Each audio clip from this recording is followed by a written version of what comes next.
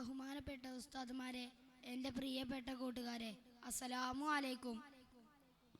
ഫെറാസ്തോയുടെ ഈ പ്രൗഢമായ വേദിയിൽ ഞാൻ നിങ്ങൾക്ക് മുമ്പിൽ ഒരു കൊച്ചു കഥ പറയാം. എൻ്റെ കഥയുടെ പേര് ഭൂമിയിൽ ആണ്ടുപോയ കോടീശ്വരൻ എന്നാണ്. നിങ്ങളെല്ലാവരും ശ്രദ്ധിച്ച് കേൾക്കണം കേട്ടോ. മൂസാ നബി അലൈഹി സ്വലാമിൻ്റെ പിതൃവ്യ പുത്രനാണ് ഹാറൂൻ.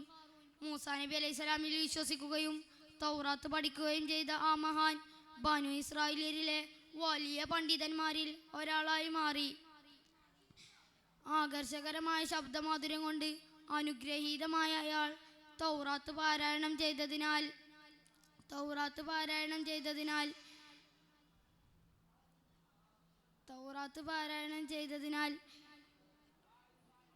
മുനവ്വിർ എന്ന സ്ഥാനപ്പേരിലാണ് അറിയപ്പെടുന്നത്.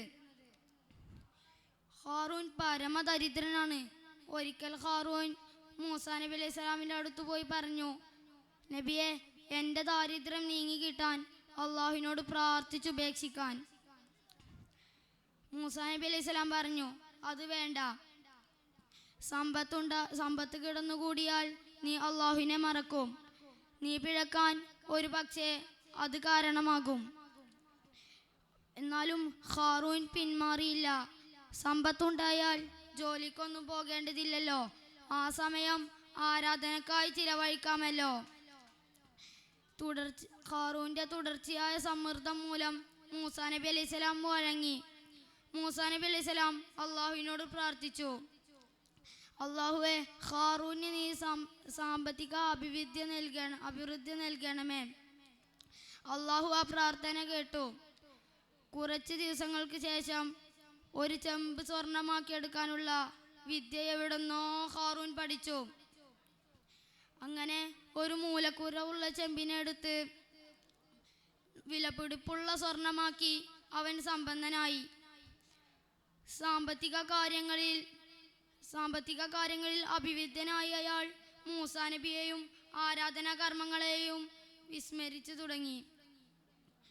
തുടർച്ചയായ ഹാറൂൻ്റെ പള്ളിയിലെ അഭാവം ശ്രദ്ധിച്ച മൂസാ നബി അലൈഹി സ്വലാം മനസ്സിലാക്കി തുടങ്ങി, ഹാറൂൻ വഴിപിഴച്ചിരിക്കുന്നു, ഇനി ഉപദേശിക്കുക തന്നെ മാർഗം. മൂസാ നബി അലൈഹി സ്വലാം ഹാറൂനോട് പറഞ്ഞു, ഹാറൂൻ, നീ ഭൗതിക സുഖങ്ങളിൽ അമിതമായി ആനന്ദം കണ്ടെത്തരുത്, അത് നിന്റെ ആഖിറം കളയും. ധിക്കാരിയായ ഹാറൂൻ പറഞ്ഞു, ഇതെല്ലാം ഞാൻ എൻ്റെ അറിവ് കൊണ്ട് നേടിയതാണെന്ന്.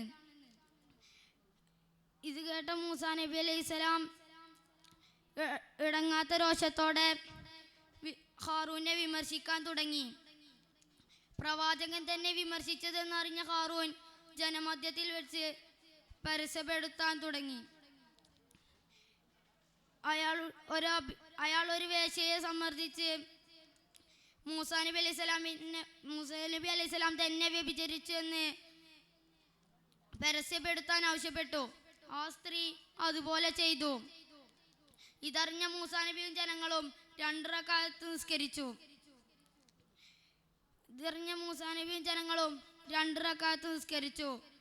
ഉടനെ ആ സ്ത്രീയോട് പറഞ്ഞു, സത്യം പറഞ്ഞില്ലെങ്കിൽ തനിക്കെതിരെ പ്രാർത്ഥിക്കുമെന്ന്.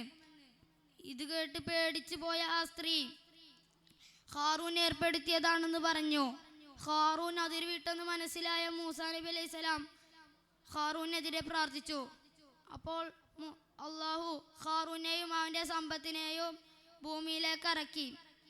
കൂട്ടുകാരെ, നാം ഭൗതിക